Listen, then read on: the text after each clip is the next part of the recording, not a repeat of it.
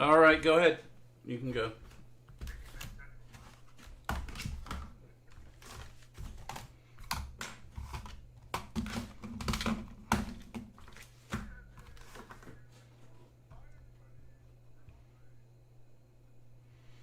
You think you're live, but you're really not, are you?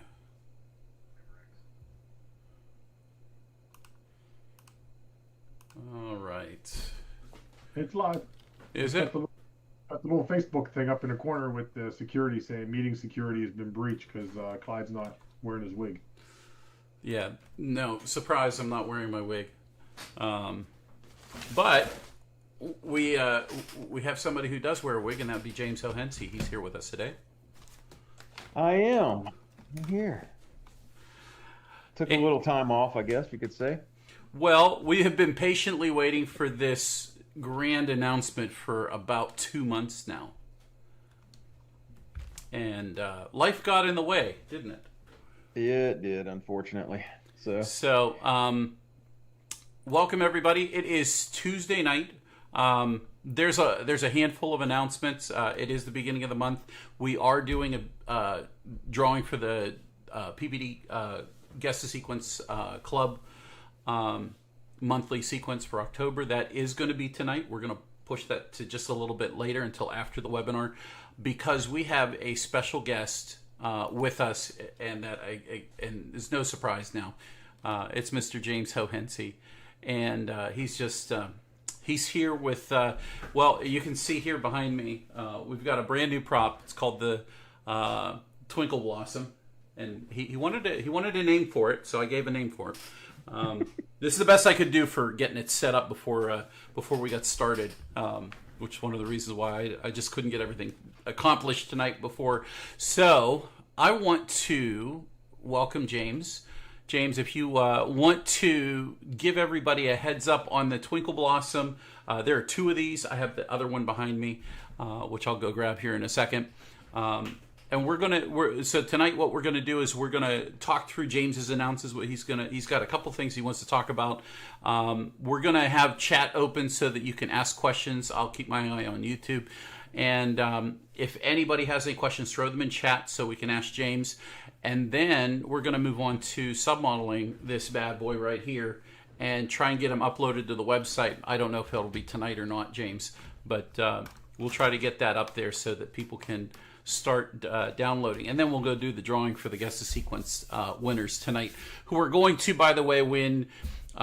There's a chance to win two $50 gift cards from Boscoyo Studios. So if you like the Twinkle Blossom and you're excited to see some of the new stuff, which I'm really excited because I don't think he showed me everything. I have a little taste. So James, go ahead, take it away, buddy. Yeah, so yeah, a lot of y'all know we had a medical issue that kind of put me down for a little bit, but we were trying to get some new stuff together to release to everyone. The Twinkly Blossom was one of them, and Clyde hit me up and he's like, "Hey, you want to come on the show?" And I was like, "Yeah." And so we sent him that one. We had it ready, but I've got some other stuff that I can show you. I don't know if you want to let me share screen, but we can get to that in a little bit. We got a bunch of stuff coming out. There's some stuff we've been working on for a while that just hasn't made it to the website yet. We're trying to wrap up some of the stuff we released earlier this year that we just never got a chance to finish. Pixelating some designs that we did that we showed off at like the Florida Mega Mini. It's just, it's been so busy. And then again, with me being shut down for almost 2 months now, I've really just started drawing pretty heavily last week and the week before a little bit. So anyway, for my comfortable recliner here at the house, that's where we're at. Can I screen? Let me, I think I'm trying to get over to it here. Let's see. Host only. Never mind. I can make it so I can do it. Never mind. Yeah, you should be able to. I should be able to. That's why I made you host. Gotcha. Whoops. I got this screen. Yep, there are definitely some surprises in here. That's woo. I see that. Woo. These are some different spinners, which are going to lead to another product that we're going to bring out where you actually have a quick change to go between different holidays with different prints. We finally found the right material that we've wanted for that, and so that's coming up soon. So you'll be able to buy a base spinner or snowflake, if you will, um, and then we can turn around and change it out for different holidays. So that's real soon. Um, this was just one. I mean, sometimes you start playing around with just different little ideas.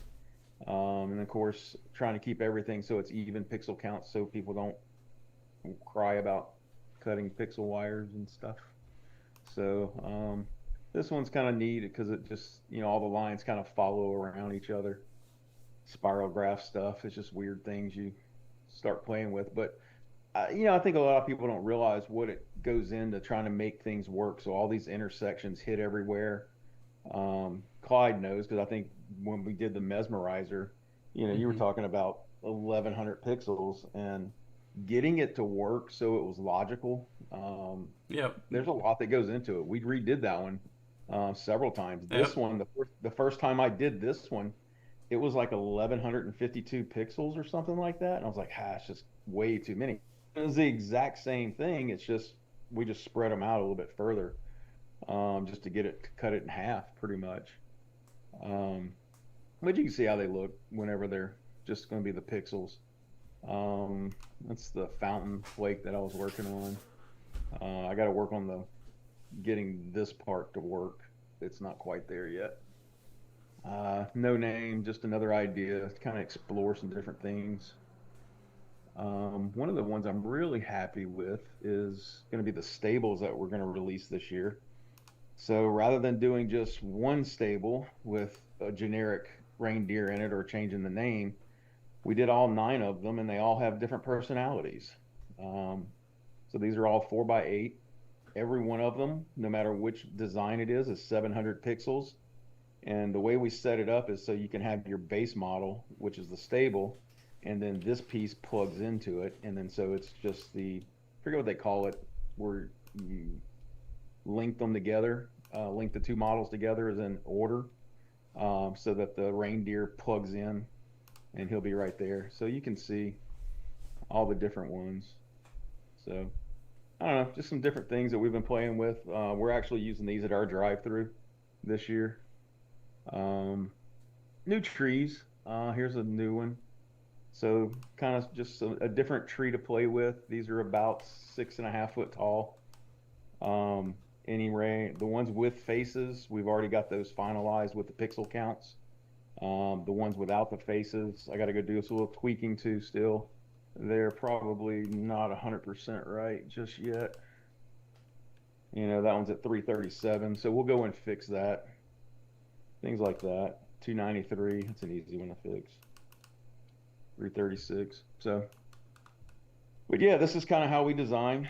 We'll bring in a PDF of the image, and then we'll start once we've scaled it, got it to the size we want, and I'll design it and work it around, or I'll move all these things around in Photoshop or Illustrator, and kind of move things around to make room for faces or give each one a different style or different look. But um, yeah, there's a lot going on right now.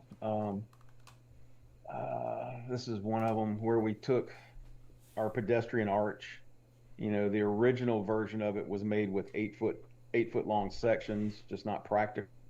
So this is the shippable version of it, so that now that leg is broken in 2 pieces. So you have the white on the layer, and then this red line is the actual black backer. So what happens is when you put those together, they reinforce themselves. And same thing up here. This line is where the two black pieces are split, and then you have the color piece. The seam is overlapped, so everything again is reinforced. But again, kind of behind the scenes stuff. This is how we process the file, break everything down based off of color, and then it has to go to create the G code so we can run it through the CNC machines. So this is just really like steps 1 through 10 or so, and then the final step is actually making all the cut files and stuff. So anyway, but that's kind of what we got working in. There's a few more things that aren't quite finalized yet or close enough to show yet. But these are really, really, really close. I know they're model queue to have the models made right now. So as soon as we get those, we'll start releasing those as well. But that's kind of where we're at. So that's the goal tonight, is that we want to work on the submodels, and I kind of want to make tonight a kind of a submodel night, and I wanted to go through the basic steps, because the interesting thing about this specific and I don't have my camera on here. The interesting thing about this specific prop is the fact that it is an odd but an even count, right? So Yes. you've got 5 points on this. You've got 5 points on the snowflake, but you have 5 other different points on the snowflake. So it's Yeah, it's and in that case, we did some of these props are going to have complementary sizes to them. In this case, you have the 2-foot version of it shown. Yep. The 4-foot version looks similar to it. Yeah, well, but this is the 4-foot. This is the 4-foot version. The 2-foot versions, that's Okay. it's in the hallway. So, Gotcha. But they're 200 and 400 nodes respectively. Right. And again, the submodels will match each other, so you can kind of get some ideas. But yeah, that's the idea. I mean, we're trying to everything that goes out of here that's for residential use, and even mostly commercial. But there's some things that just won't be even numbers. Just it's not practical. But 90% of that we do, everything's going to have even numbers. It'll have a pixel path on it. Again, that's just something that we always do. Let me pull this back up. And it's just kind of our standard now. We've tried to adopt that so that everything is, everyththing's even, and it's not so much. Somebody asked, reindeer do sing, and yes, there's enough pixels in there to create the phonemes as soon as a mouse. But yes, the pixels are there for the singing reindeer, and all of them sing. So, and that's what the pixel path looks like in our world. So. Well, and it's nice getting the pixel path now, quite honestly, because models, especially this one, and this one wasn't very complicated to push in general. You do have to be careful, but you have to be careful whenever you have any prop that has 400, 500, 600 pixels in it. I will say that with different variations of different kind of pixels, let's say the taller pixels, like the gumdrop tall pixels that poke the whole way through, or maybe the Evo pixels, things like that really do make this prop not near as heavy as what we're familiar with. In as far as what we've used, like in the mesmerizer or the PPD wreath or anything else that has 600, 700 pixels in it, that just gets to be a lot. Yeah. And so that was the one thing I did want to remark about that I really like, is the fact that this specific snowflake, the Twinkle Blossom, it is set up to be a high definition prop without necessarily needing to be high definition. With 800 pixels, 700 pixels, you don't need that. I don't. At least that's the sense that I feel whenever I'm looking at it. Right. Yeah, I mean, I never wanted it. Me, I'm not a super fan of super high dense stuff. I know we have to do it because people demand it. But my thoughts or philosophy has always been, you have your focal points and then you have all your filler. That's just always the way I've been. But yeah, so this one's fairly simple, like you said, whereas back over here, I mean, could you imagine trying to push this one with no pixel path? Yeah. It gets crazy, and here, even, when I designed it and laid it out, I still, I needed my lines to follow and get everything like I wanted. So, because it's hard to read until you start lighting this stuff up. So, but that's the 2 different ones for the Twinkly Blossom. And then the 4-foot one does include the splice to put it back together. It's going to get split right here at this little tick mark. It does cut through 2 pixels, but it's going through 2. So it's a folded split. It's not a cut in 2 pieces, so it still holds the pixel well. And then once you put this guy on the back side of it, we use a snug hole on it to keep it kind of tight, straight. But we're having to make some adjustments, you know, for like things like the gumdrop pixels and stuff like that. It's just the way we design things, you know, with our overcut holes and things like that have to be done differently. And there's so many freaking options now as far as pixels. So. Oh, absolutely, absolutely. Hey, I'm getting this thing plugged in right now. Is there anything else that you want to tell us about that you're working on, or? I don't know if I want to. Not yet. I'll got to keep some. We're just not quite ready yet. Like I said, those are the ones that were finished enough that they could be shown.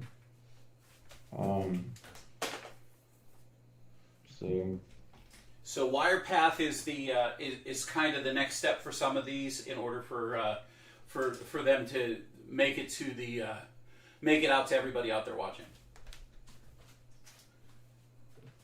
As far as us adding them to the props? Yeah. Yeah, anything new that we create will have one no matter what. That's our standard now. It is what it is. And I've been saying this for a while, it just takes so much time to go back and revisit legacy props that have been around for 10, 11, 12 years now. And we're trying to modernize those. So you'll see on our website, well, maybe not on the website, but say you're in xLights, and you'll see a V2 or a new version or even a year date stamp on it of the model, just so you know which one, if you have a legacy one or a new revised version of it, which model to download.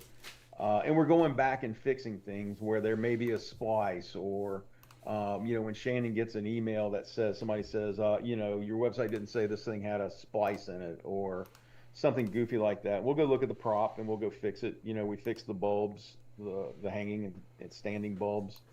So there's a V2 on those. I got one of the pumpkins I need to go fix. One of the singing pumpkins I have to go fix. That somebody brought it to our attention. Back in the day, nobody cared. Cutting and splicing pixels was just a requirement, and majority of my pixels back in the day didn't even have plugs on them. They were just raw ends. And right. You wired them directly into the green Euro plug or the Molex plug, whatever you want to call it. Right, and I remember specifically looking for spools. Kind of like how you have your Megatree strip spools with pixels on them, so you just unroll them off with the spool and push them as you went. Like Todd Jetzer used to sell them, but people they just didn't want them. Unfortunately, he kind of started bringing those in and would buy, I don't know, it was like 3,000 node spools of them, and I thought it was a great idea back then for the stuff we were doing. But yeah, nobody wants that. To me, that eliminates a failure point, because a lot of times the waterproof ends is where you have problems. You get water intrusion in there, and you get a little oxidation or electrolysis going on between the connectors, and that's where you get issues at. So we find ourselves even at the drive-through, your personal display is you see something glitching, it's go check the connections and blow them out and stuff, or spray a little WD-40 in there. So. No, and that's how it goes. I mean, there's so many things that can happen. There's just so many little things that can happen.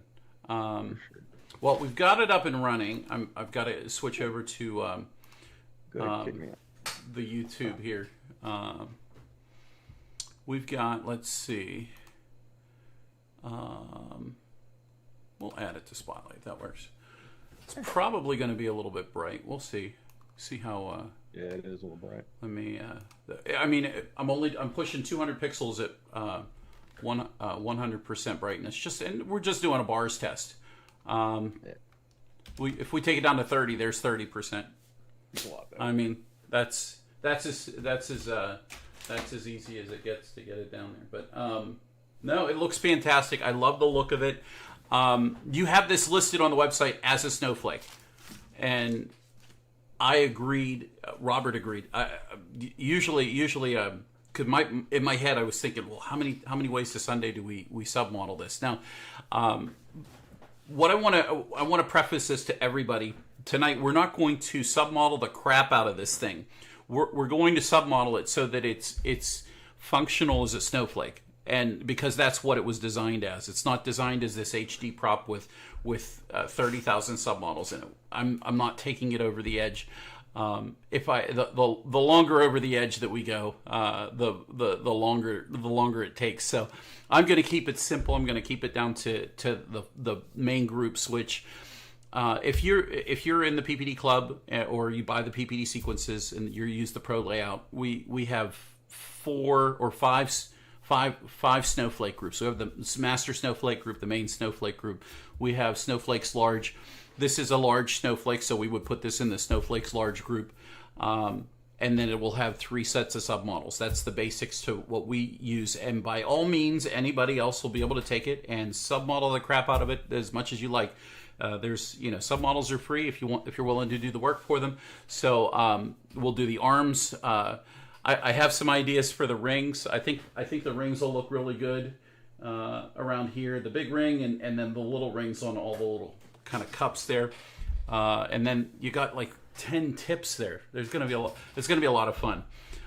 There are absolutely. So I'm looking in chat, and there are 1,000 people that are going to say you're only going to put 3 sets of submodels. No, I'm only doing 3 sets of submodels. You guys can do whatever you want. Right. So keep that in mind. Like for all of the folks who are watching, and especially if you really do appreciate the detail that goes into doing submodels, please come up with the ones that you want to do, add them in, know how to make them. Whenever you follow some of the videos that we've done, I mean, building submodels and knowing I don't want to say the right way, but knowing the way that submodels work, it makes it super easy to create your own and substitute the ones we're using with the ones you want to use. There's no law against that. The difference is, though, is that if you try to do that between multiple sequences, it happens in your layout, or you do different things. Just be advised that you're going to get a little bit.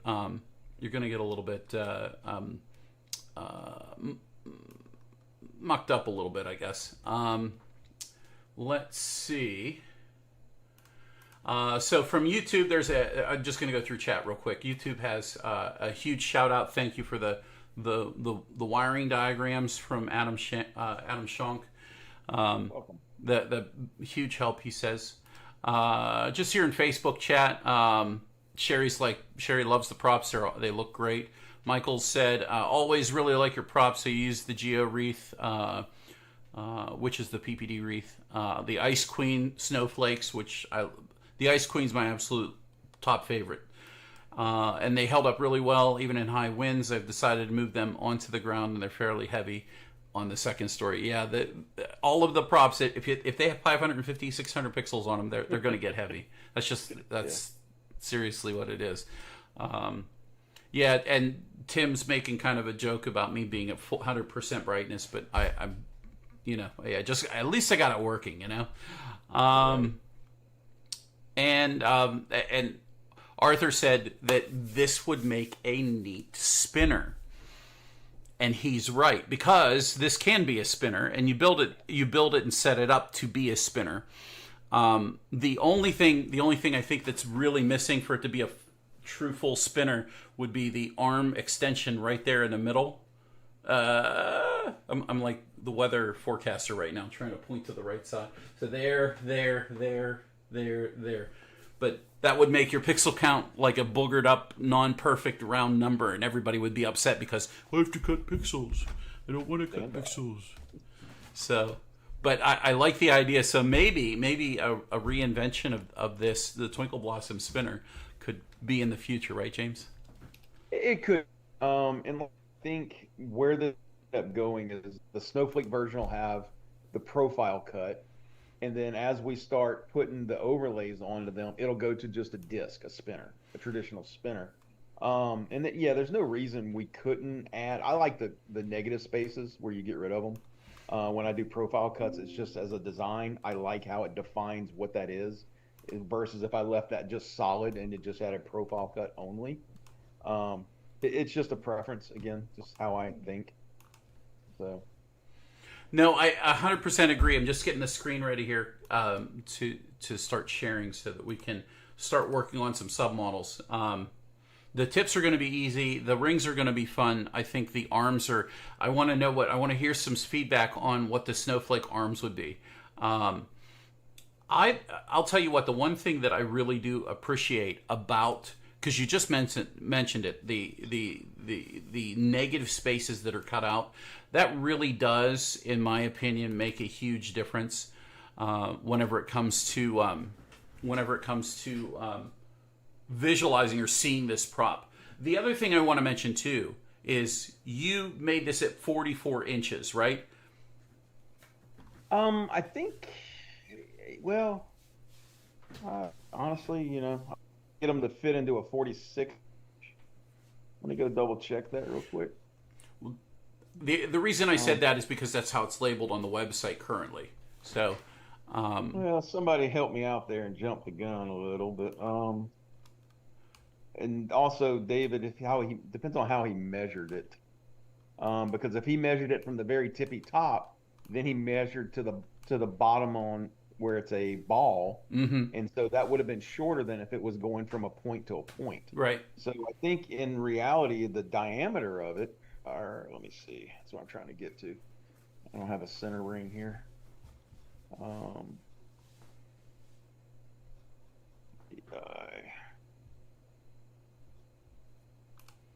Yeah, it's a 46-inch circle from tip to tip all the way around. So if you were to draw a circle from the center of the prop, it's going to be a 46-inch circle. And again, that's because I wanted it to play into where we were going. Well, I think one of the things that happens with this, be it that it's a 46-inch prop, it doesn't feel. I mean, I know it's a 46-inch prop, but it doesn't feel like it is because of all the relief cuts, all the negative space. Yep. Everything doesn't have to light up and glow. And so that's one of the things that I really appreciate and I like the most. I do too, because you're going to lose some of those shapes if you make this into a flat spinner that is just on a disc.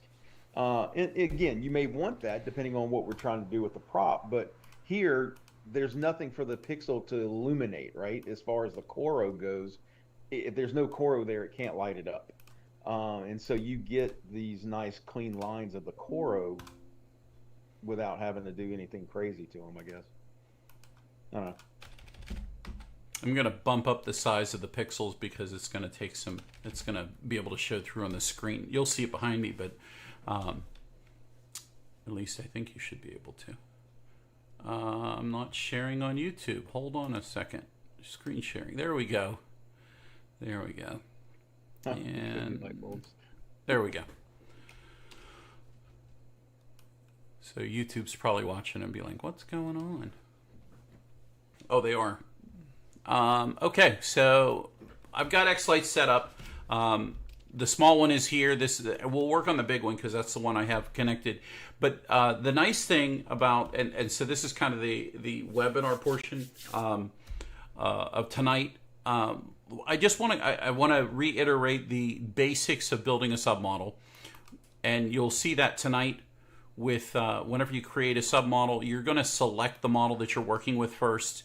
You're going to go to the submodel dialog. You're going to hit the 3-dot button, and that's your dialog. And this is your dialog here for the prop that we're working on. And in order to begin creating, you have to hit the add button. And again, I'm only making 3 sets of submodels. So the first one we're going to make is the tips. Now, people may not. Whenever I make a submodel, I always think about logically and coherently how I've done the same submodel across many of the other props that I've done, or as long as I'm doing it consistently with the models. One of the things that I like to do is whenever I do a circle submodel, I'm always going to grab, I'm always going to try to grab the pixel that is either at the 12 o'clock position or at a center position where the arms are coming out and it's meeting the first pixel in the circle. So, and then I always start at the 12 o'clock position and I go clockwise. So if I zoom in here, and I'll just kind of position this, hopefully we can see, make sure that YouTube looks good. Facebook, can you guys see this one? Maybe I need to move this over here. You don't need to see all this over here. So there are some things that can help us in the submodel dialog. Tips 1 or tips A. We're going to do 2 different sets of tips. Now, the reason we're doing two different sets of tips is because the way that this model is, we have it's kind of like similar to how the Ice Queen is, where you have smaller arms with tips and bigger arms with tips on them, right, James? And Yep. and so you have kind of the same situation here. So I'm gonna do a set of small tips. I'll call those tips A, just because, and then I'll start here in the center and work my way around and go clockwise. And hopefully xLights will be able to recognize my pattern and be able to redraw it the rest of the way here around to the rest of these other 5. So if we come over here and we use the right click and go to symmetrize, which is rotational, and the degrees of symmetry should be 5 because there's 5 like circles there. We click OK and it found them all. Oh, wow. So that's, isn't it? It's so much easier to do submodels than it was back in Excel days? yeah, the Excel days. The Excel days. You remember the Excel days? Oh gosh, yes. Okay, so I'm going to do another thing over here. I'm going to right click and I'm going to split these. My one regret with the Ice Queen, and I think it was the Ice Queen, is that I left them stacked. I call this stacked. They're stacked together, but you can separate them out, and I think you get a little bit more action with them, I think. And there's more functionality whenever you come to render styles, whenever they're individually separated. So if you make that distinction and you're mapping our sequences and you separate your submodels out as opposed to leaving them conglomerated together, stacked like this in a group, and you stack individually into a group, you can make that change if you're mapping our sequences, and you're going to see maybe just a punch up, and it'll look different. It won't look the same, but it will have the same familiarity, and it will take the effects just fine, and it might be a little bit more jazzed up, we'll say. So we're going to do the other tips B, and we'll start over here. And all we'll do is just start the same place. I start with the arm in the center and go clockwise all around. And then do the center one last. Right click and symmetrize. We're going to do that 5 times. Click OK. And it found 5 of them. So that would be 1, 2, 3, 4, 5. Good deal. And so now we'll right click, we'll split. So now we have individual tips. You could, if you're following the original PPD setup, you could use these or these two submodels here would work just fine in the groups. I'm going to use these and put these in the group just to see how well they work. The next thing, so we got some tips. So question of the group, and if you're watching on YouTube, because I know Adam's chatting with me over there, let me know in the comments, do you think that we should include the outer tips with the whole ball with the tips B? Let me know. Put your comments in the chat and let me see that. If so, we'll go back and we'll redo that. That's really not that hard. So let's go to the next one, which is rings. And the rings are going to be the same thing, rings A, because I actually have 3 different sets of rings that I want to put into here. I like this right here. I think this is really cool. if you guys have suggestions for the rings, because I know these are more petals. And I'm comparing this to the other rings that we've already done in other sequences. This would kind of correlate with those.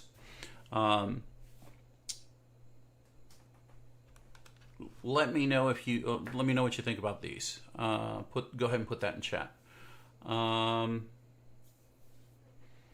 Let's see. Rotationalize, symmetrize. Do that 5 times, and it found all 5 of them. And we'll split them. So again, this was another mistake that I made. I felt like I made with the. Of course, back then we didn't realize that there was splitting them versus not splitting them, leaving them stacked left you different render styles. So there's currently no render style that can render out the same way as if these are individually separated. You get a very specific look whenever they're stacked like this. And again, I've worked with it for years, so I'm used to it. But I like the freedom that you have whenever they're all individuals. Let's do another new one.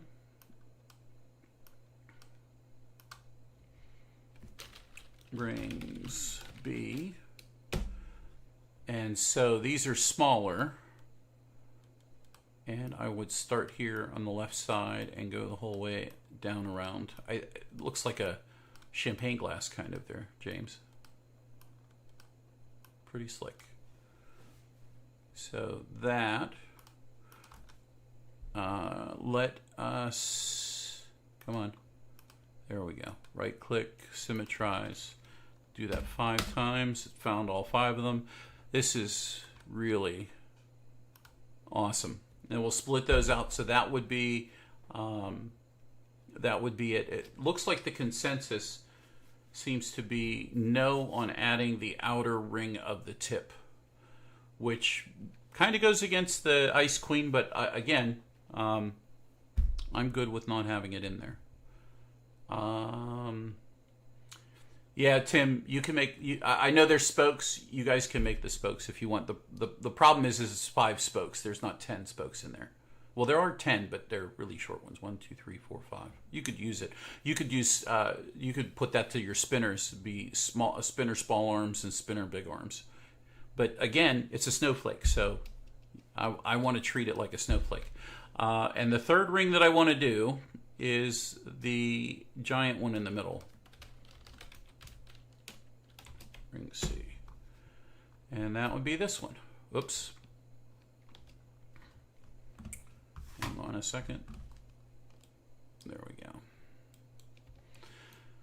All right. So this is where it gets boring whenever you make submodels, especially when you're doing it live. Yeah, because it's click and drag, click and drag, click and drag, click and drag.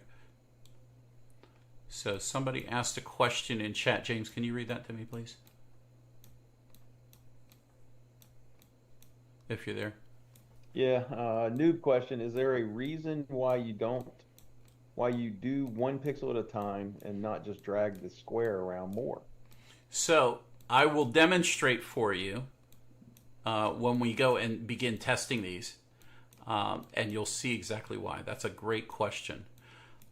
So when we individually select these one at a time, the challenge with submodels is when we send an effect or apply an effect a certain way across a submodel, it usually gets applied to the prop or that submodel in selection order. So being ultra specific with the selection of pixels makes a huge difference. And if you haphazardly group select pixels, what will happen is those groups of selections will become, I think, numerically put in order. And so if pixels are leapfrogged up and down and you try to run an effect over it, it'll look very Different. odd. It'll look different. It won't look natural like you think it should look. So, but that's not to say you can't do that. So we'll do that. We'll do that. We'll just say I want to grab this pentagon right here in the center. We'll do this. This will be our test.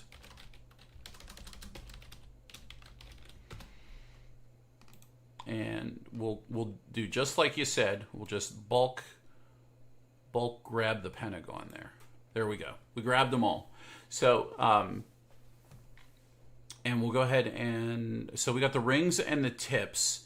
And I wanted to hear what the arms, what did you guys want for the arms? What's your suggestion for the arms? Because I have a way that I want to do this. So go ahead and chat real quick for you guys who want to do a little bit of participation.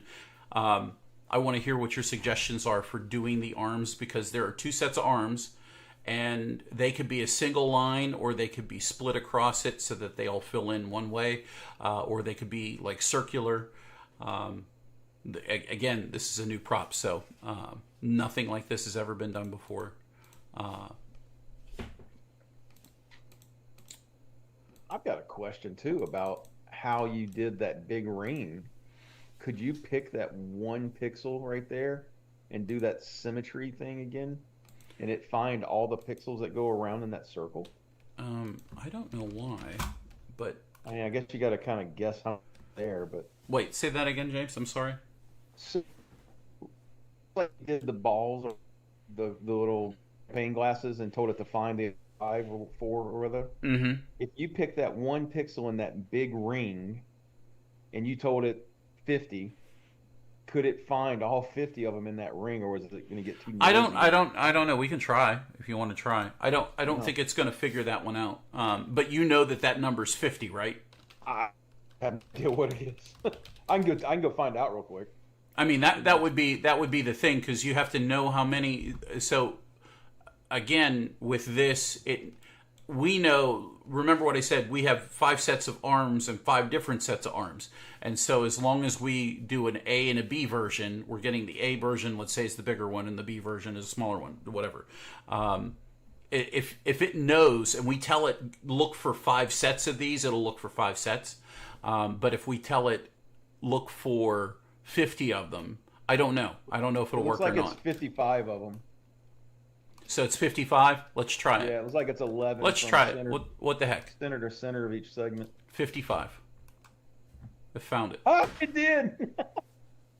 Yeah, but I've never used that tool. But so here's that was a lot of excitement for a ring. Yeah, but here's the problem with it. Here's the problem with it. We'll do it. We'll put that on with the Pentagon test here. So, because now you're going to see what happens to it whenever you put an effect onto it. So we have some submodels. Let's go in here, and we're outputting the light. No, we're not outputting the lights. There we go. Now we're outputting the lights. You can see this as we go. And so when you're building submodels, and this will help answer the question that John asked. I think it was John. Forgive me if it wasn't. Is whenever you've completed your submodels, you want to test the submodels, and the way that you test them is you use what I like to use is a single strand effect. And I make the single strand effect. Now, xLights does this default thing here. I'm going to use white. It'll stand out the most. And I'm going to make the chase size really big. And you can see the preview here on the screen, and you can see it behind me. And you can see it's starting exactly the center pixel, and going around and ending at the last one. And that is doing it on all of them. So it looks like that pixel selection, that's the order at which the default of the single strand is going to travel across the submodel. So basically, that individual selection, John, where I was doing 1, 2, 3, 4, 5, 6, whatever these pixels are, it put those in a straight line, and whenever I put the single strand effect on it, it just runs a straight line right through it. So those are that's one set of tips. Let's go to the B set of tips, and you'll see them doing the exact same thing. So they start at the center, go all the way out and around, and then back into the middle. Oh wait, maybe they're not. No, they're not. They're not. What's going on there? Do I have to rotate it? I shouldn't have to rotate it. None. Let's take that off of there. Oh, because I hit the bars effect, silly. I hit bars. Arch. There we go. There we go. We'll put them both back. So now they're doing it. They're all identical. So I like the tips. The tips are a lot of fun. I sequence the crap out of the tips. Generally, this is what I like to do with them. On the Ice Queen and the Ice Princess, they're not as super. This isn't super expressive on such a small thing, but when you're close up and you can see that it's actually doing that, I think it seems kind of cool. The one that I want to play with now is, I want to go down to the rings. I think those mimic what the snowflakes, whenever you have a snowflake with a little cross that goes over them, I think that fits with that very well. And that's the rings A, the rings B,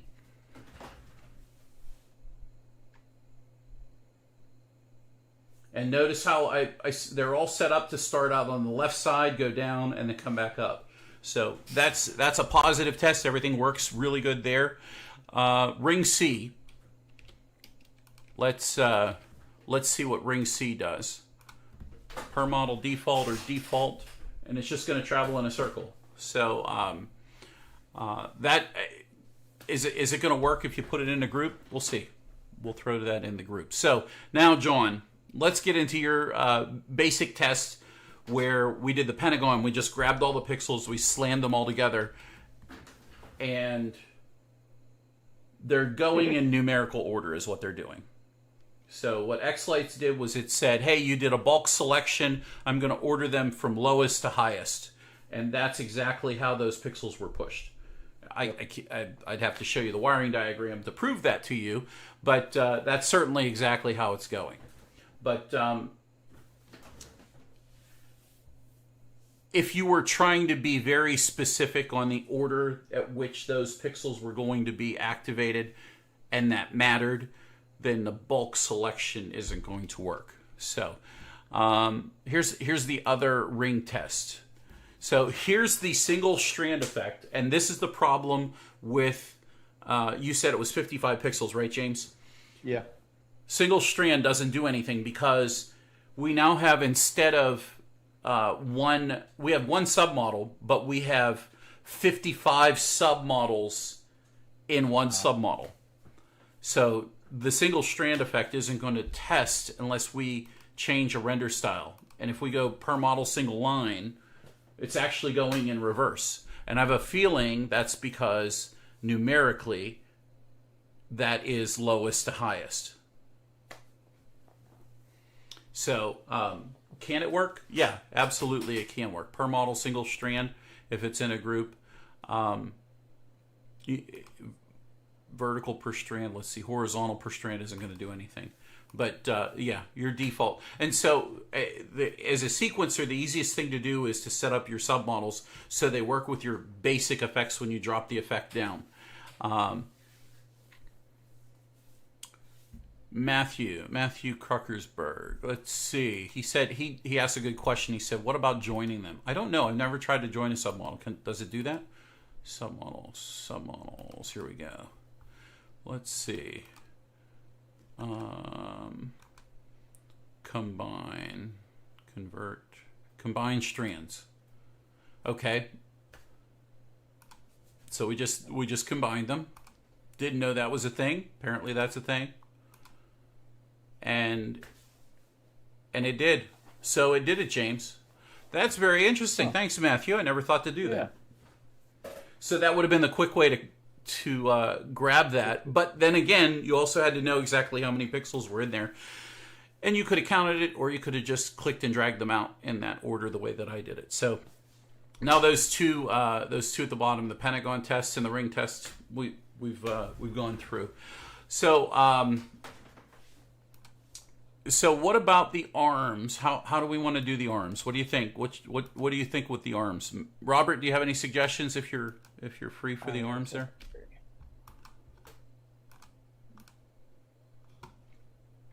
Let's see. Long arms and short arms. Yeah, it's primary and secondary, so either way. So we're going to delete this, and we're going to delete this. And we're going to add. So I'm thinking arms A. Obviously, so you have a pentagon right in the center, and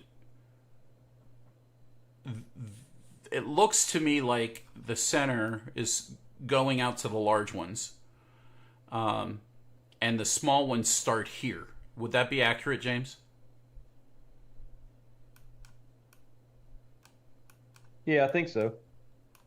I think that's a good way to look at it. Let me go back to the screen. So the way that, in my head, the way that I was thinking of this would be that the pedal, the arm fills like this. Fills, as in fills, like filling a glass, it fills up. Yep.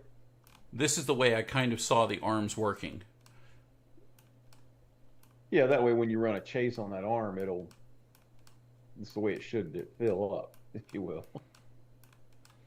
So we'll just test this one out. Let's click OK. We'll save sequencer.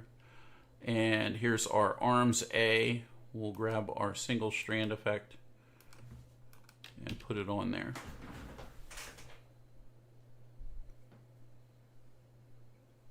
What do you guys think?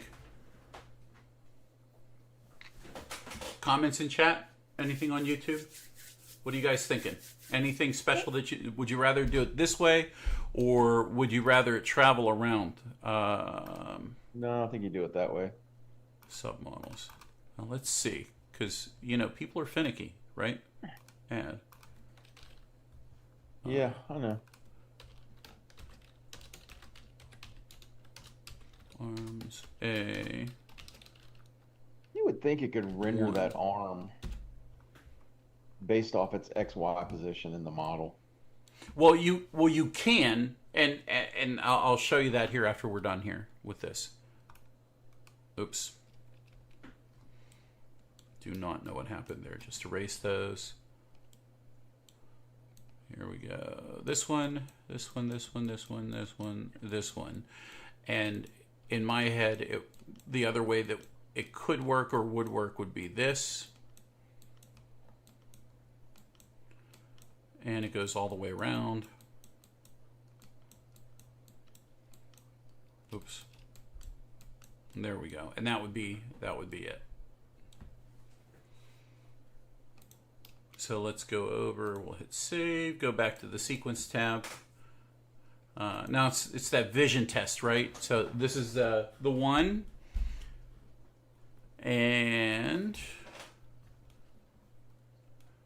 then this is the other. Yeah, I'm not a fan. What do you guys think?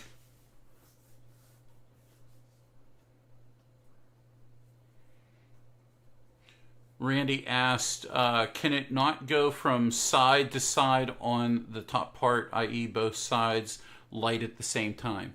No, because when xLights sends data out, it's going to be whatever the selection is first, and you can't tell it turn both of these on. Otherwise, it's one pixel. You can't. I mean, I don't know if the developers would be able to do that. I understand what you mean. If it could send that data out that way. So, very clearly in chat, this is the way it looks better.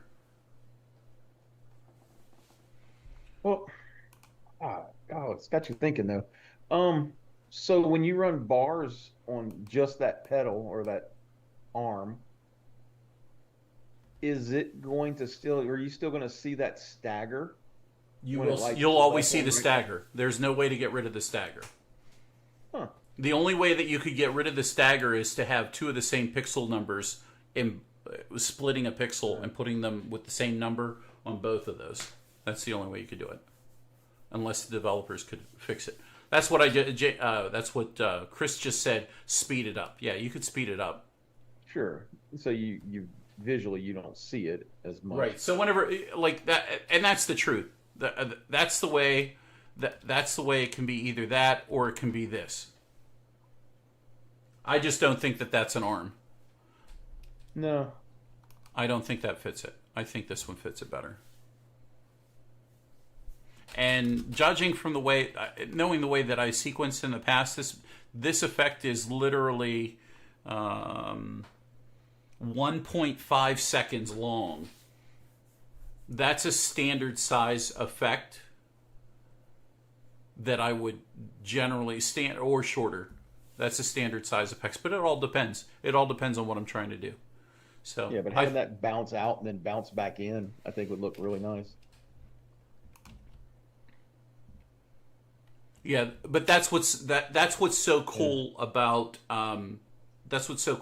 the Ice Queen and the Ice Princess is you have that travel all the way up to the outer ring where it's cupped in the Ice Princess, where you have the cup before you have the points on it, or the tips, and getting that whole outside to light up, and then leaving the inside dark, which is like your relief cut or where your negative space is, and then you apply other effects to that.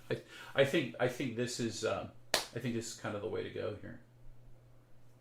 I think this is it. Well, not this one. I think this one here is the way to go. So, all in favor? Yes.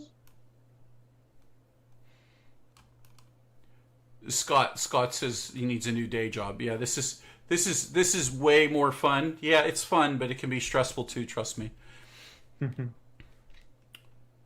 All right, I don't see any nays. You don't have to. You don't have to go along just because that's what I think. I like hearing the feedback. The trouble is that doing things in xLights is not always. It's art, right? It's subjective. It's what we personally like, you know. Michael said, "How do you keep track of where you are season from season?" Can you expand on that? What are you referring to? Are you referring to like submodeling, or are we talking about sequencing, or are we talking about setting up or props? Can you be a little more specific, Michael? Let's go ahead and symmetrize this. We can do this 5 times. And there's our 5 arms. Those are set up. And now we'll come over here and we'll split them. Split them. There we go. Individual arms. And then we'll do the other arms. We'll add in arms B.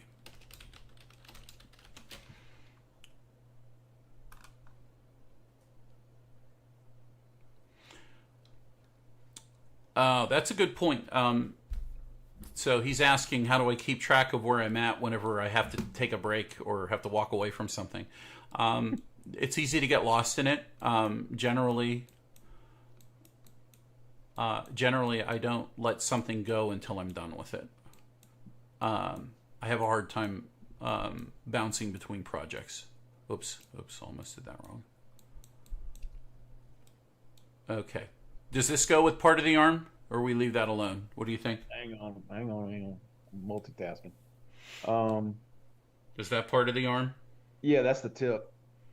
But we didn't. Okay, so we didn't outline this before. Do we leave this negative space? It's up to you, man. What do you guys think? I would go ahead and outline it so it does the same thing as the big arms did. Let's go. Here is the tips B. We're on the small arms, or the arms B. Do we continue and add the little lollipop, as John just said? I think you do. Okay, well, let's look. I mean, hey, it's free to play with it, right? Oops, I grabbed that one by accident.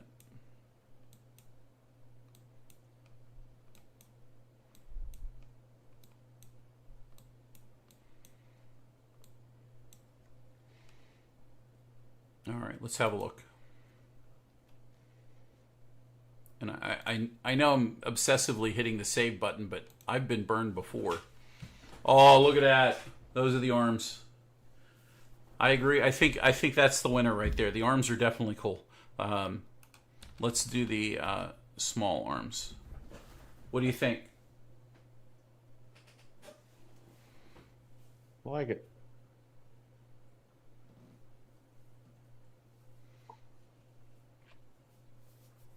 Maybe both. With and Well, you without. Drop the if ball, lose the ball. I think you could do two sets with and without the ball, because you could light up the center ball of the other one, where it not only does the outline, but it does the center spoke and does that perimeter of the inner ball.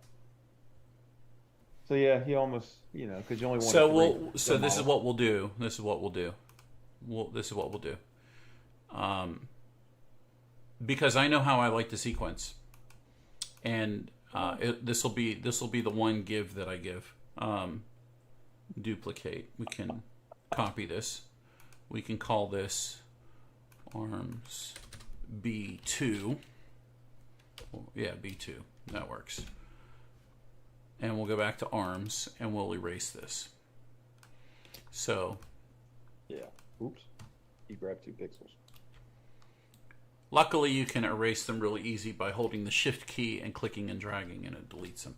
So that would be the arm, or that would be the arm, and we'll do them both. Come up here, right click, symmetrize. There's 5 of them, and we're done with those. Now we'll split, and then we'll move this one down here.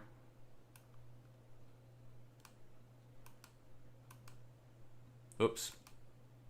I'm getting click happy, as Rob says. Symmetrize. Smasher 3000. And then we will come over here, split this 3 times. So there are both of them in there. I'm only going to use one though.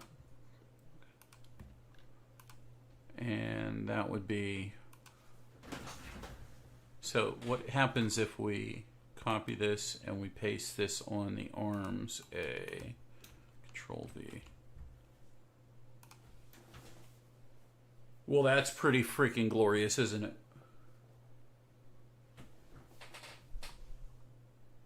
Too bad you couldn't do 2 colors separate in groups. There you go. Pretty slick. That's pretty slick.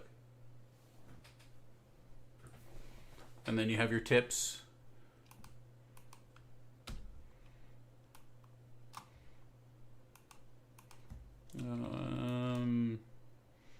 Let's do 3 of those.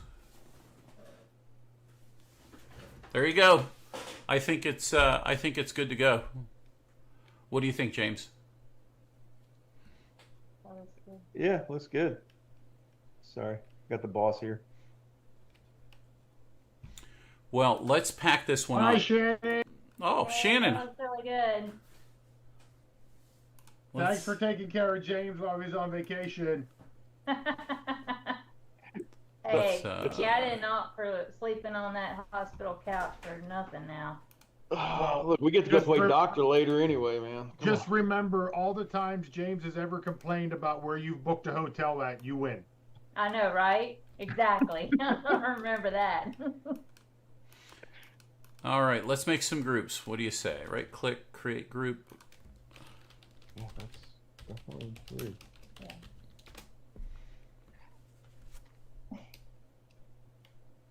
A little late Rings. now. Right click, create group.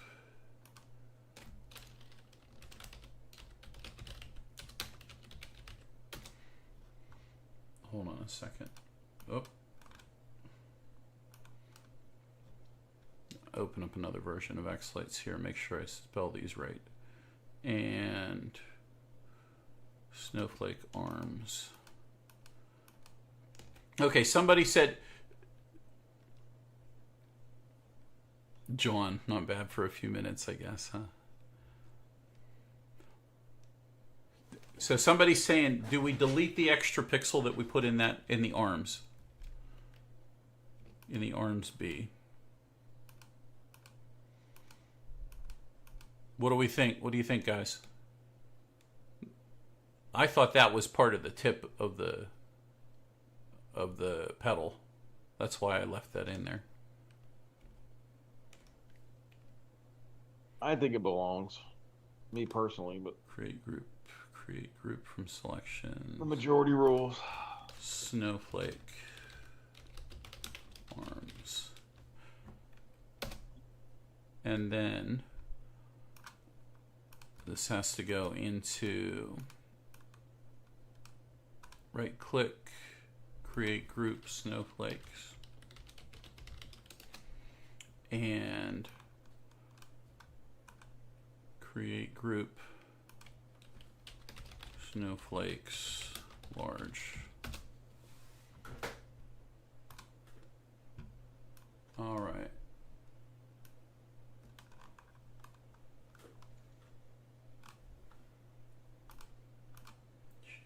No, don't. Well, that doesn't matter. Pro. Select folder. I just want to make sure I spelled all of these right so I don't screw them up. Because then the auto map doesn't work, and that's the whole point. Okay, it is. Snowflake arms should be first.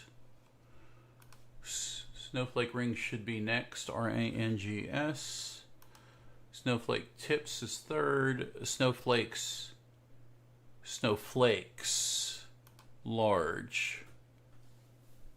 And snowflakes is not that. Rename the group. It should be snowflake. Snowflake.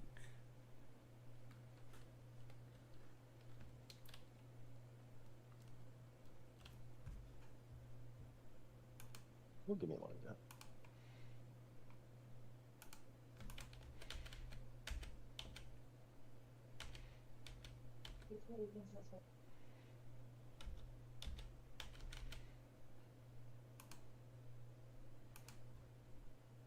No, it is snowflakes.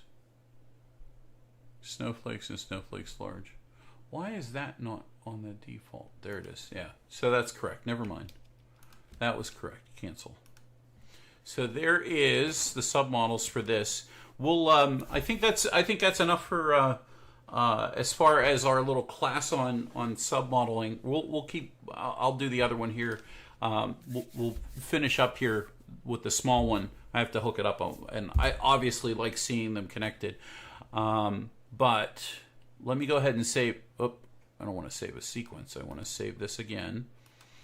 And right click, and we need to export this so James can put this up, and I'll have to send it to him off camera here. Export. Where is it at?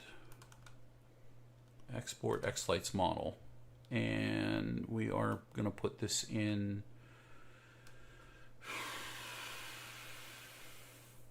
The pro layout's fine. Oh no, well, it needs to go to the certified models folder. Hold on just a second.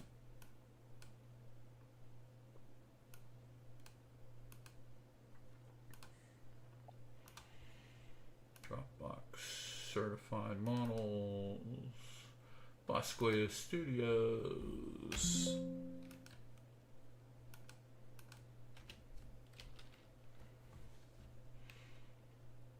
Okay, so whenever you hit whenever you export a model, it will also remember the groups that it's attached to, and this is how it makes it easy for you to import this into your layout. So when James puts this up on his website, this will have our certified model in it because it's built with our PPD groups, which is snowflake arms, rings, tips, snowflakes, and snowflakes large.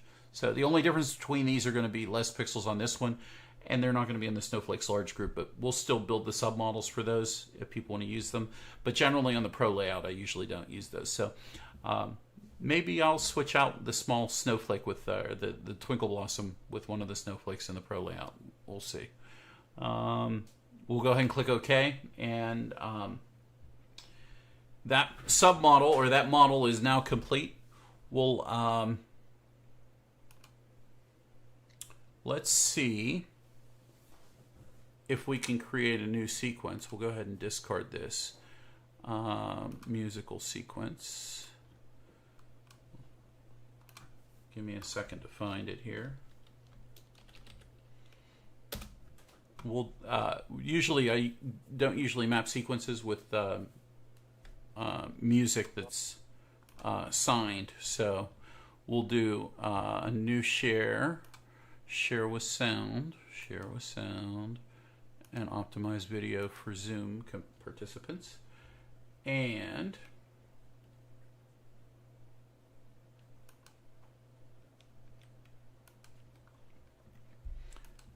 Adam, I don't know if you're still there. I'm sorry I missed your question there.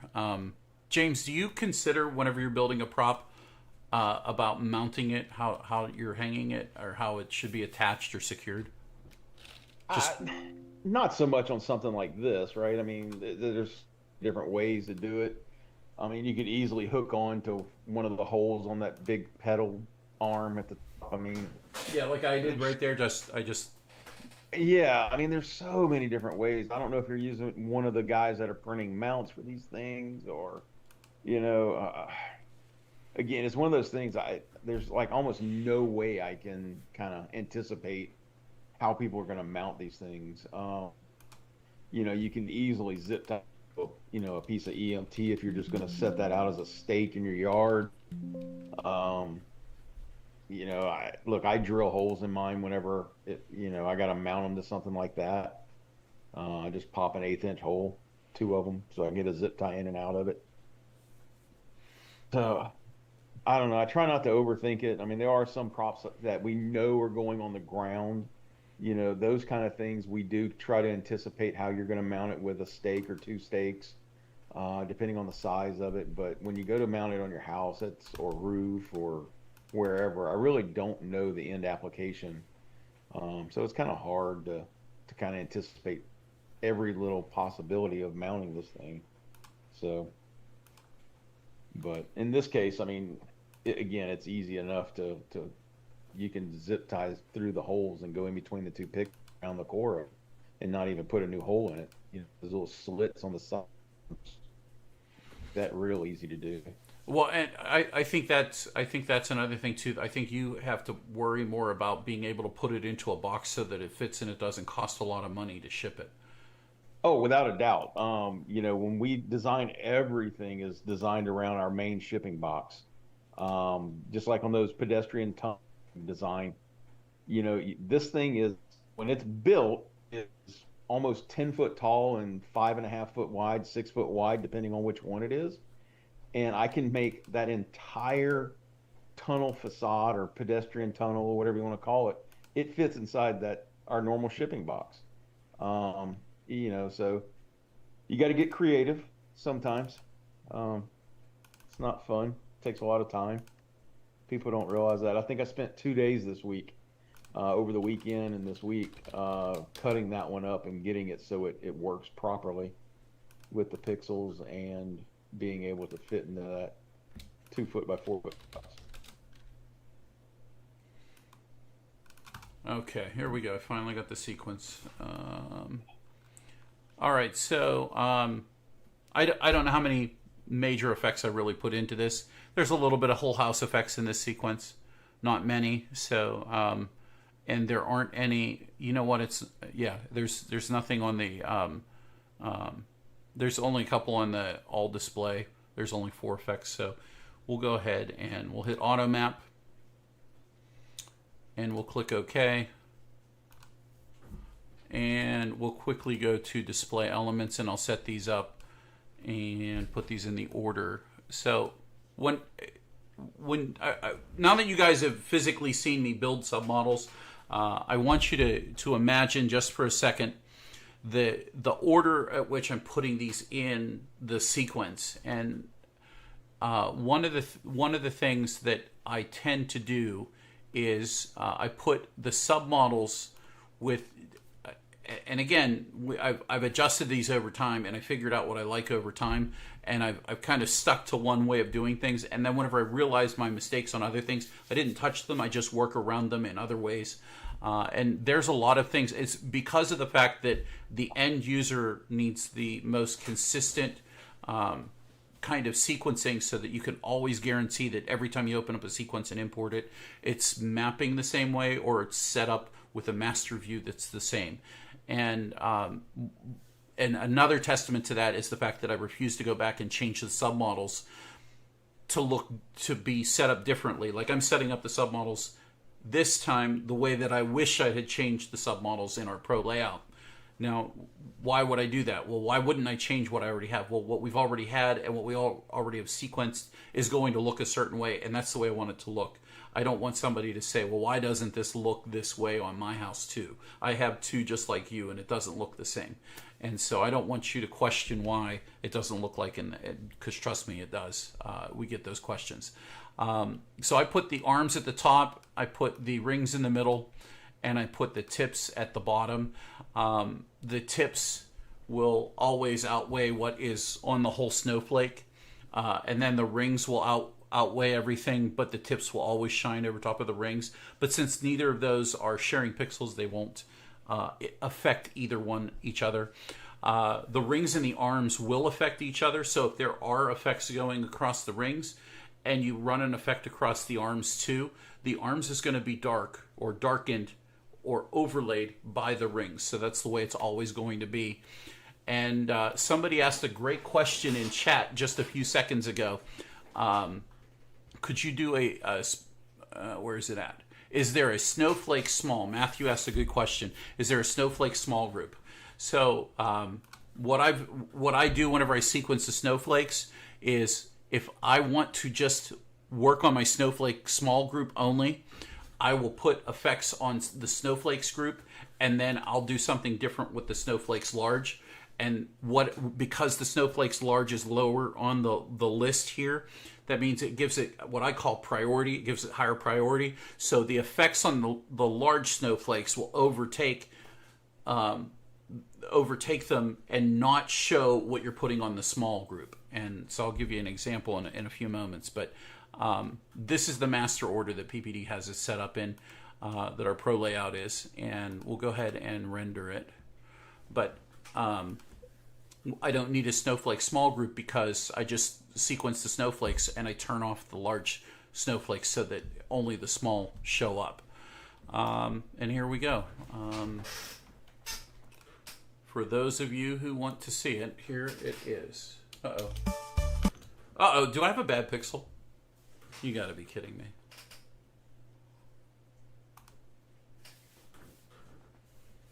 I gotta go look at that. Hold on a second.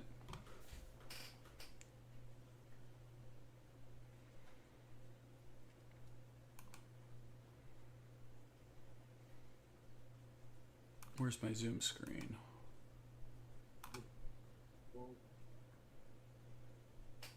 Hang on a second.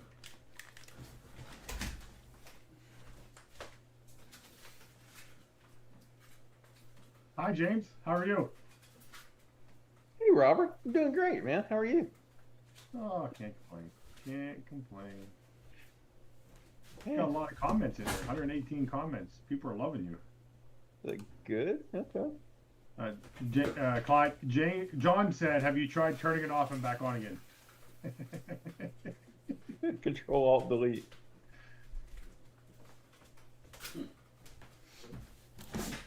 Dell said it could have been your layer blending.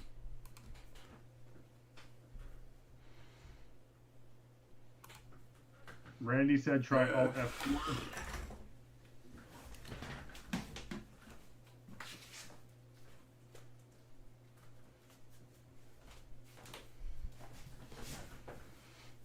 I think Matthew called you a dummy pixel. I think I got a bad pixel. Oh. Oh well. I think I fixed it though. I think it's a bad solder joint. Oh. It happens. Crap happens. Okay. Hopefully it'll work. Must be some of the 2021 pixels. That's beautiful. I would call this the snowflake of bowling. Because the little balls going down in look like bowling pins too.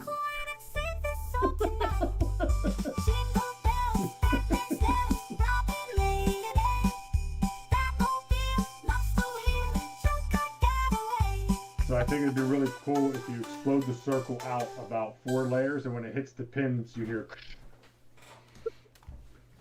So what do you guys think? I think it looks pretty cool. There are a lot of arms. There's a lot of arms. It could definitely be a spinner. If you wanted to make it a spinner, you could definitely make it into a spinner. James, could. looking at this, you gave me an idea. Oh, look at that. There's little flying hands. I didn't know that happened. That's I cool. know, right? That was awesome. I want to go give a thumbs up now. What's How that? do I give a thumbs up? Oh, here we go. Look at that. That's awesome.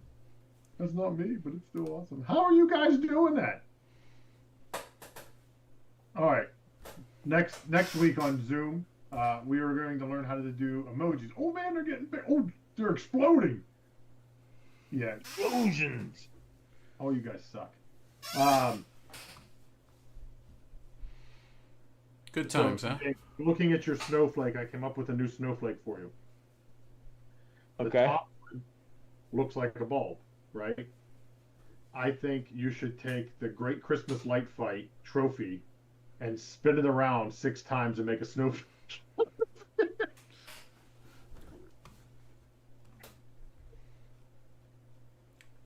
There's no law against that. I think you We'll could do call that. it the greatest snowflake. This is the The greatest great snow. greatest snowflake. So, what do you guys think? Pretty cool? Pretty I good? still Everybody don't gonna know go? So everybody's gonna go buy one. Hey, so heads up, PPD Club members, you get 10% off this Year round. all the time. It's All not the free time. shipping, but you get 10% off. So, Yeah. Yeah, it's If you want expensive one of to do these- free ship. if you want one of these, go get one. Go order 'em. This one's on the website. I'm gonna send this over to James. We're gonna move on to not to brush James off the side here, but we have to do a guess the sequence contest, and we have 2 gift cards to give away to Boscoyo Studios from through James. We'll order them and get them rolling. But this month's sequences How fast we brushed you off. this month's sequences are pretty epic. We've got some great songs for the month. The 2 new songs added to the store this month were I thought I hit it. There we go. The 2 songs were "Disturbed the Light" and Lindsey Sterling, and featuring David Archuleta, and that's Magic. Megan Trainor, I Believe in Santa, and Sheb Woodley, the Purple People Eater, which is a fantastic Halloween song. Moving heads are available. We've got a great joke set 2 for the Pirates joke set, which follows up with last month. If you missed last month, let me know. I'll hook you up with the discount from last month. I'll hook you up for Halloween. And then we have Grimm's Shadows, which is our static sequence for the month of October. It's two Halloween ones, the last month and this month, and then Christmas is here, guys. So these are for the PPD Club members. If you're in the club, another thing, I'll mention this: if you are part of the club, we try to do very cool things for.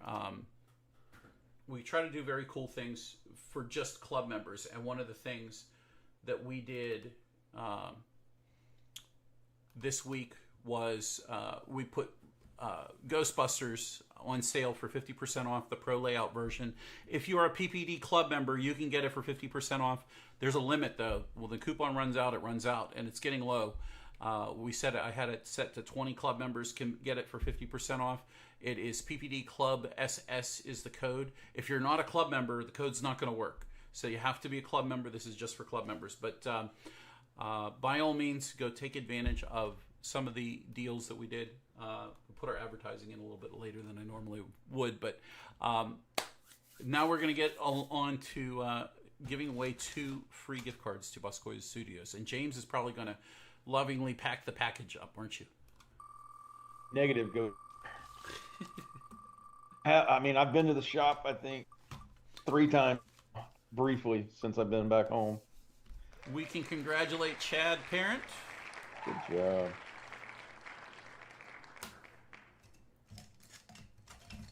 What's Only this my pen parent would work. name? What's that, Robert? Chad's parent one? What's his Chad? parent?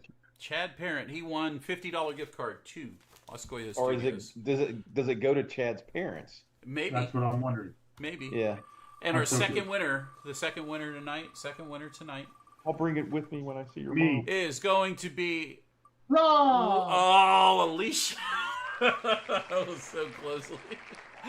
Linda Marie, congratulations. That's a new winner. She's never won before. Now, Alicia, she like wins it. According to Dale, Alicia wins every month, and that's clearly not the case. So congratulations, Linda Marie. You are a proud winner of a PPD gift card from Boscoyo Studios. And John James, said that's wrong. Linda Marie's misspelled. It's supposed to be John. Oh. Oh, Lord have mercy. Lord have mercy. Everybody's like, no. Oh, look at Alicia. She's like so dang close. Oh, man.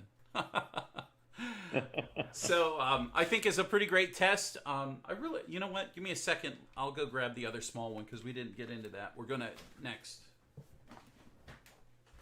Are we staying live or no? I don't know.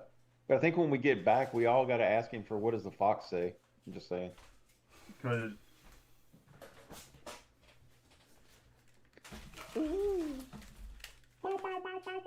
We've got the mini version. This is the 40 bigger.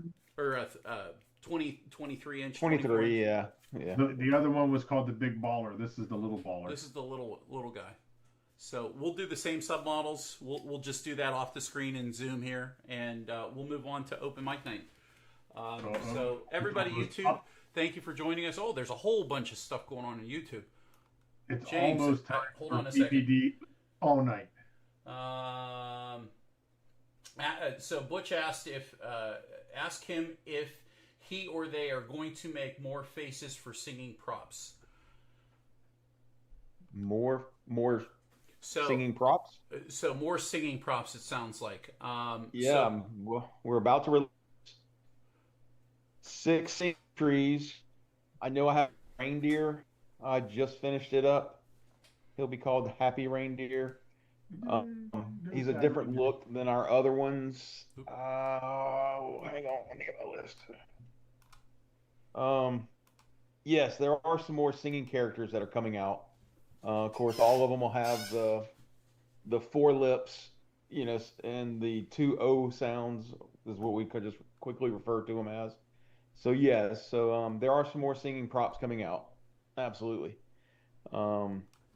We've got some ideas. I think you're going to see a lot more props come out next year for sure. So.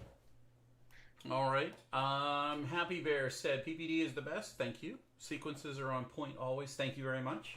I ain't afraid of no ghosts. That's good. Shouldn't be. And you down with PPD? You know me. I love it. Thanks, Honey Bear. Appreciate it. So, Robert, do you want to talk for? Do you have a second? Time's up. So there's a good question in chat. Uh-oh. How do we get Lindsey Sterling featuring David Archuleta magic for free? How does everybody get it for free? So once again, we've teamed up with the Easy RGB guys to offer the xLights Around the World sequences totally free to you guys. So you just got to go over there and you got to kind of go through the process. Go easyrgb.com, the 5 little letters. And then when you get over there, you'll see xLights Around the World at the top.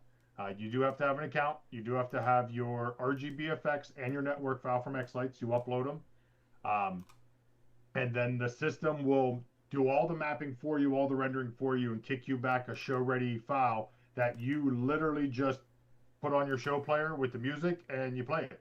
There's no thinking about mapping. There's no nothing. You just go into it. Yeah, there you go. So there's the page. And there's even a spot on there for you to submit the video as well. And that video gets submitted to xLights Around the World. This isn't anything that we're doing other than supplying you 2 different options, other than the official ones that they'll release here. I think they said November, if I'm correct. But that's it. It's that easy. We've this is our year number 3 for doing the xLights Around the World sequences with Easy RGB. Easy RGB is well, they're a production company. They produce props, and they also are making mapping unbelievably easy. every time that you get sequences from different vendors, it's only on the vendors that are listed on their website. Right now, it's PPD and I think RGB sequences. And the mapping is automatic. So if you struggle with mapping your sequences, Easy RGB will do it for you whenever you buy the sequence through their website. So you can't send them in a sequence that you already purchased and have them just do it for you. That's something that we would do for you at PPD. But but I will say over there they've done a ton of updates this last year. I've thrown some pretty crazy things into it, and it's doing an amazing job. So I know a lot of people have said in the past it's missed this or missed that. If in the past you kind of had mixed feelings about it because it missed something, I would give it a go again just to see how far they've actually come over there. All right, guys. I'm going to a huge thank you again, James, for bringing these awesome new props to the forefront and doing the cool stuff that you've gone through. We're excited. I'm really excited to see the circle patterns. We talked about the circle patterns, and I have a star that I want you to do, which is a very special star. So, and we'll get it out. I don't think it's a hard one, but of course I'm not the guy sitting there putting all the pixels in the little holes that they need to be in the location. Just got to do a quarter of it, right? And then you mirror it, and we're done. Yeah, well, hopefully it doesn't take that long, but I understand what it's like. Some things you can copy and paste, and other things you just have to invest the time into making it the right way, right? So that's correct. Anybody have any last questions for James before we end this evening's webinar, which really is the longest webinar I've done in a long time. Since 2 weeks ago. Am I unmuted? No. Last week was only 1 hour. This is an hour and a half. Well, let's keep it going. Well, Brad wants a GFL Great Light Fight Trophy model. Snowflake. See, I'm telling you, James, we're on to something here. I mean, how hard is it? Put a square on the bottom of your singing bulb and shrink it down a little bit and rotate it 6 times. Come on now, let's go. This shot gets done in 5 minutes. Chris, when you say it's not using the default view, what do you mean by that in Easy RGB? And Brad said no, it's in the prop. All right, guys. You can see it. We'll go ahead and pack it up. And a huge thank you to all of you. Facebook, if you want to join us, we're going to continue submodeling through the evening. But I do want to get to questions if anybody has any questions. It is setup season. Halloween's people have their Halloween shows. People are trying to get their Halloween stuff put up, or they're just trying to get their crap to work, and they're probably frustrated. So we're going to bring those into the fold here. James, you're welcome to stay, but you are not required to stay any longer than you already have. If you'd like, you're welcome to stick around. And everybody else, the 2 winners, congratulations again to Chad Parent and Linda Marie. They won $50 gift card to Boscoyo, so you can pick up the brand new Twinkle Blossom, which James let me name. That was my name. I picked the name. He said, I just need a name. And then he didn't tell me whether I picked a good one or a bad one, and then I found out that it was on the website. Well, James, I'm going to have to talk to you about your letting people name props skills. Don't be jealous. I'll let you name the next one. You know what? Robert made the PPD wreath, so that's kind of iconic. So, well, like I said, we need to do where we design one in here and we name it while we're in here as well. Well, we'll get back to that. So since you said that, foot and mouth, Sherry just mentioned that she's been patiently waiting on the human-sized angel that we started last time you were. I said yes, ma'am. It was the Addy Chroma Cross. Oh, now she's naming. Okay, well, at least we didn't let Clyde name it because he would have called it Addy's Twinkle Foot Chroma Cross Loving Angel.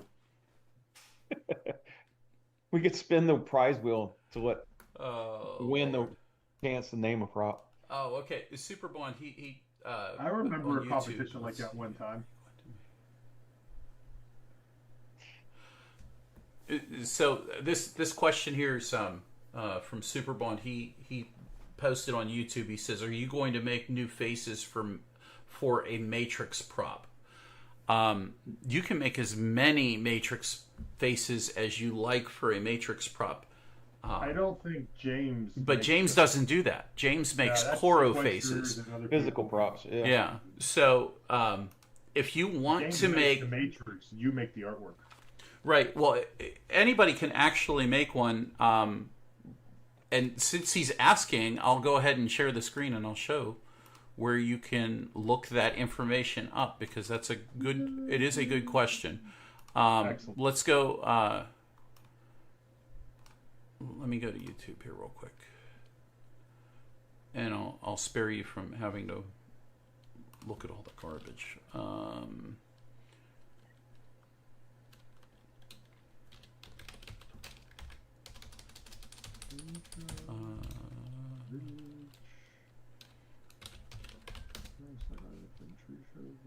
Let's see. We did one last year. Did one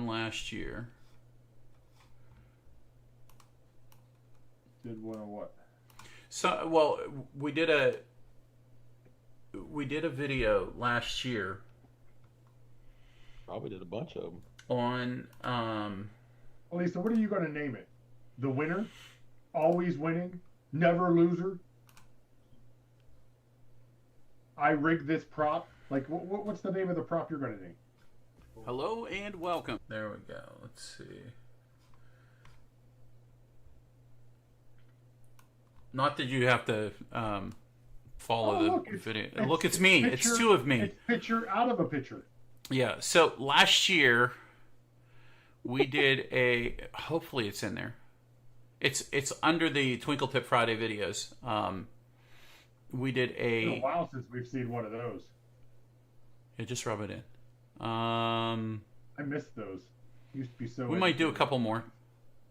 Now I'm so uneducated on Fridays. We might do a couple more.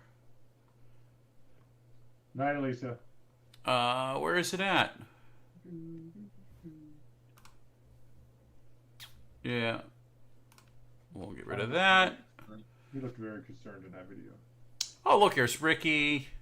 There's David Peace. Videos. Oh, James is doing Yeah, we something. put up a couple videos here and there.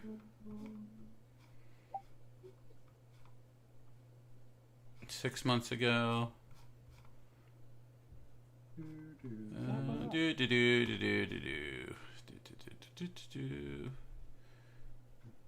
That was a year ago. So here it is. This is the one. This video right here, it says crafting your own singing faces, singing face characters. That is, if you watch this video, I walk through how you can make your own singing face for your Matrix props. And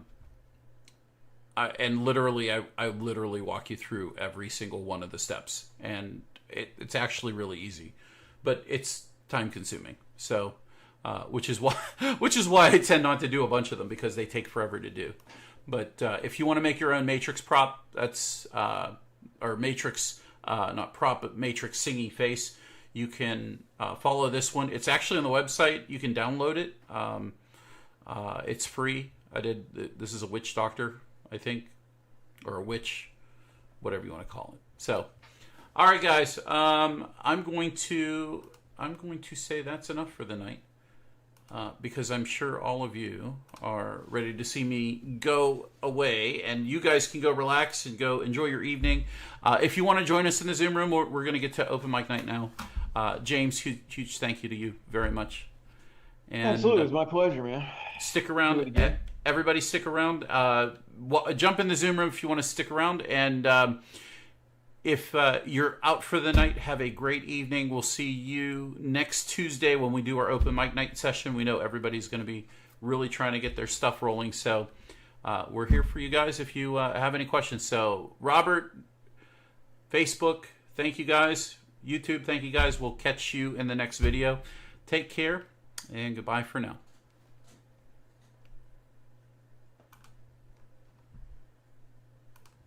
Okay, there's going to be a lot